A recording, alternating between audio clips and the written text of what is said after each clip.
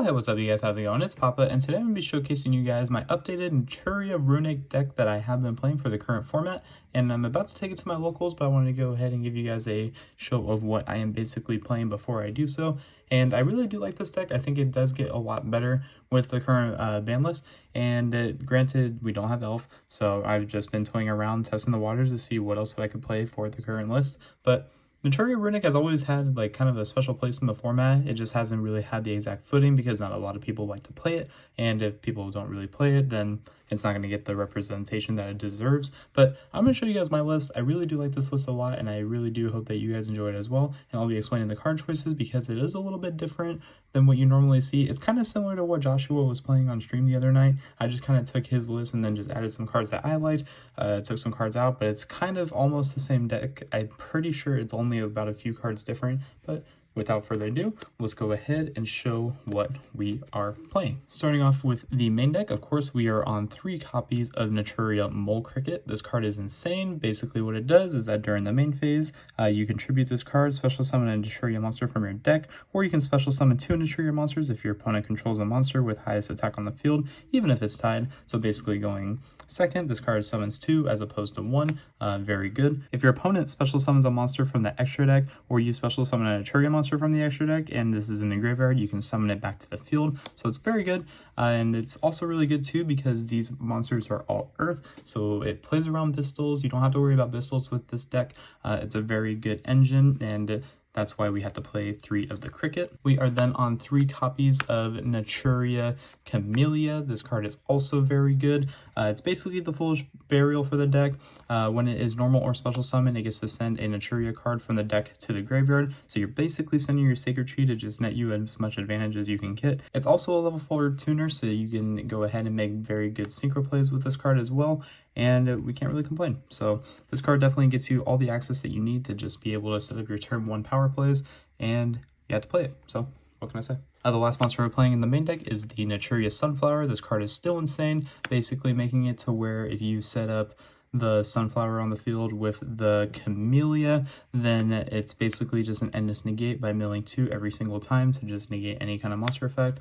Very good, very strong power duo right here. Love these cards to death, and that's why you kind of have to play them.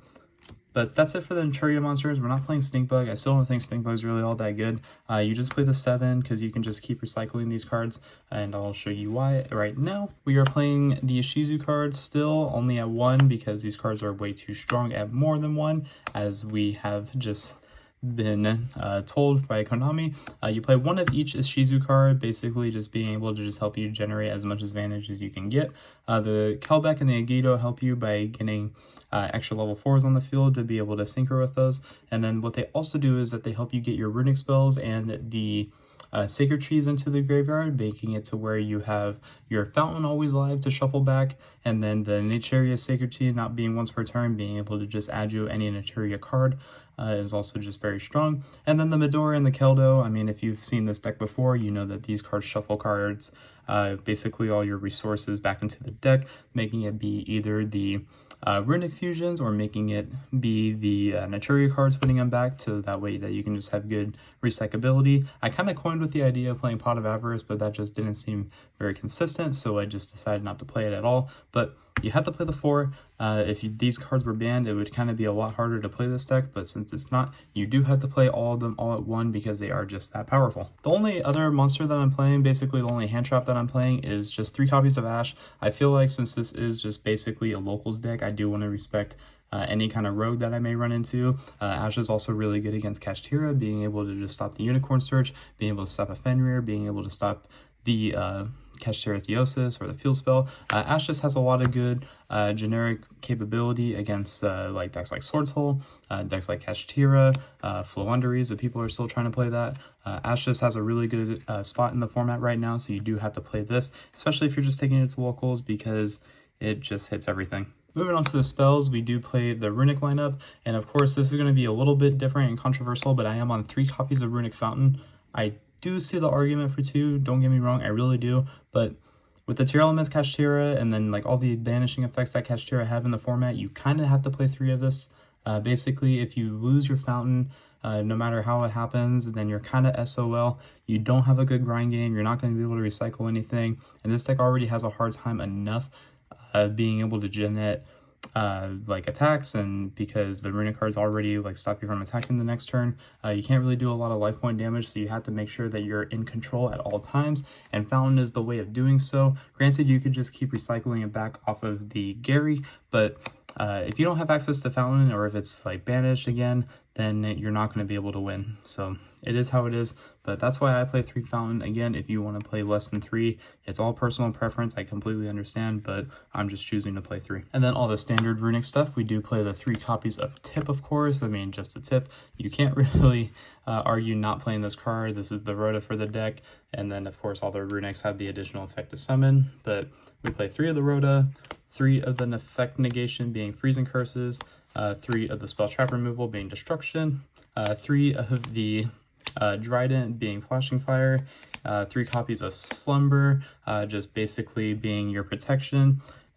Can't really say too much about that. You do have to play 3 of this. This protects your Nat Beast, this protects your Baron, whatever you're summoning, this just helps you protect. And I do play 1 Dispelling and 1 of the Smiting Storm. You could play Allure, you could play the Golden Droplet. I just don't like those cards personally, so I just feel like playing these were just completely fine, and I never really see myself needing more than this. These, I think it's about like 17 Runick cards if I'm not mistaken. I could be wrong, but I do like this lineup a lot. I feel like this is basically all you need to be able to play the Runick engine in any kind of deck, but I like all these cards a lot. I mean, it's just being able to not attack does hurt a lot, don't get me wrong, but if you play your cards right, you play your control game right, then you should be in a good spot. But that's going to do it for the Runick spells. And then basically what I was going back before was about the whole like not having access to your cards. In the past we did play 2 copies of Blessing, but now we play 3. If you don't remember what I was saying earlier, the Ishizu cards are now all at 1. So back in the day, you would be able to have like 2 copies of Medora, 3 copies of Medora, 3 Keldo, 2 Keldo, whatever you wanted to play, to be able to just keep recycling back the Blessing. You can't do that as often now since they are both at 1, so you kind of have to just like access as much consistency as possible. This card does a lot of work in the grind game. It also helps you your turn 1. This card is actually just insane. So you do have to play 3, I feel like, because again, if you don't have access to this card, you're going to be in for a Rude Awakening, and you don't want that. This card is really good. You need to make sure that you have it in the deck. Again, I was playing 2 in the past, but you kind of have to play 3 now. It is just how it is. And then the last card we're playing in the main deck is 3 copies of Naturia Sacred Tree. I shouldn't have to explain this one too much. If you saw my previous profile before, you know that Sacred Tree is definitely one of the bread and butter cards of the deck. The Camellia is able to send this, and basically every time this gets sent, it adds you any Naturia card from the deck to the hand, and you can just keep re-abusing this. You can use this to pitch off of Hugin to get you another search. It just has much of, like, I don't know.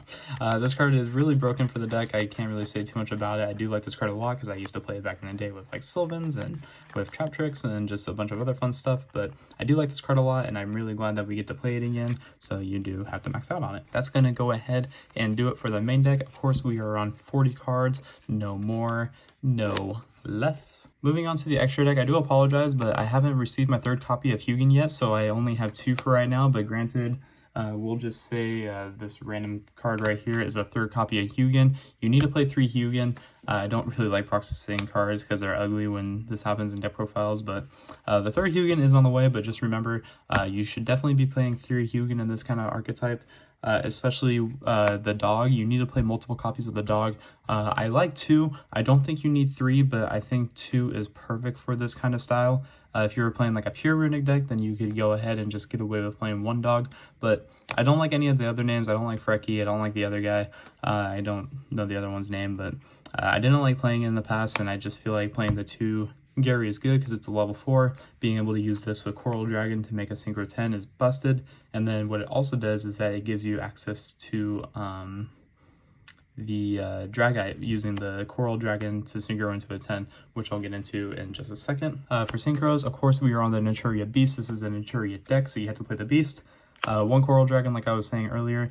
Coral Dragon just generates you a lot of advantage, either going 1st or 2nd, being able to just Synchro this in for a 10. get a draw, and then it gives you a water, so that way that you can make your Dragite, which is really good. It just gives you an extra negate on the field. So you're basically, most of your end boards are going to end on the Dragite with the Baron. So the play is actually very simple. What happens is that the Camellia is basically going to be on your board, and then the Camellia will be here, your Huggin will be here, and then you should have another name in hand, so you use the Huggin and the Camellia, and then you make your Coral Dragon, and then you use the Coral Dragon and then the extra Runick spell here to make the copy of Gary. The Gary and the Coral Dragon go in synchro for 10 for your Baron, and then you're ending with a Baron here, and then if you have the Sacred Tree, being able to just or not the Sacred Tree, what is it? Yeah, the Blessing, being able to just bring that back out, being the Camellia, wherever it is, the Camellia, and then another Runick card in hand, being another Gary, being able to use these two, just access you into your Dragite. So your end board should be looking a little bit like Baron, Dragite, with the fountain on the field, and then the fountain will give you your recyclability, because most of the time you'll most likely be drawing 2 or 3 cards depending on how you plan out your turn. But 3 extra cards in hand with a Baron and a Dragite is usually really busted, and then you should be able to be in a winning position from there. So I do like these cards a lot. I will get into the extra deck as I keep going. So yes, of course, so we put the Coral Dragon for that reasoning. You had the Charge Warrior. This card is also just in case you can't go into that full combo. So Sara's Charge Warrior just nets you an additional draw, being either an Ash, being either another Runick card, being able to just help you get into whatever advantage that you need at the time. But you definitely need to play the Charge Warrior because it is a 6 with a free draw, so that's really good. And then, of course, we are on the Dragite, like I was showing you just a second ago. I also play an Omega. The Omega is there to basically just keep recycling your shit back, whether it is putting back one of the Keldos, one of the Medoras, or when you, like, say, lose, like, the Fountain, or if cards get banished off of the Naturia cards and you need to be able to put them back, you just make the Omega, put it back, and then just go from there. But Omega is just really busted for your grind game. 1 copy of Draco Berserker. This is like kind of the flex spot in the deck. This could be whatever synchro that you want it to. It could be a Link, it could be an Xyz, it could be basically any card that you want it to. You could play Baguska as well. I do like Baguska a lot, but it's not in the final build of the deck so far. And then for the synchro 10s, I am on the Chengyin. This card is actually busted. For those that have played with this in the past, you should know how good this card is. It just has to a lot of advantage. And then, of course, we are on the 1 Baron de Flor to round off the synchros. And then the only non-synchros that I play is just 1 copy of Dagarash, just being able to help you get additional draws or summon backs is really good. And then I play an Earth Charmer just because it helps you get cards back. And against Naturia, it also just brings back their Fenrir, so that's really good. But yeah, that is going to go ahead and do it for the deck profile, guys. I don't really have a full side deck for this one just yet. I haven't built the deck completely for locals yet, but this is just like my first draft of it for the format. And I've been playing it online, and it's had a lot of really good success. I do like this deck a lot, and I was playing it a lot in the last format, but basically when it came to like any like kind of competitive event that was going around near me, I would just be playing Sprite because it was just my go-to deck.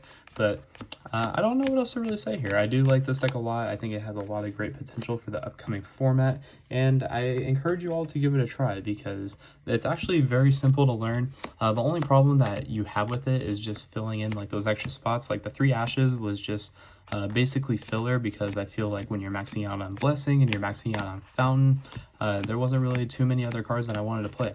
I mean, you could play Thrust with Tactics. That's something that I also debated on doing. But let me know what you guys want to see next, and then if you have any comments that you think that would help me with the deck, let me know in the comment section down below. And until next time, guys, this has been Papa, and I will catch you all in my next video. Take care, everyone.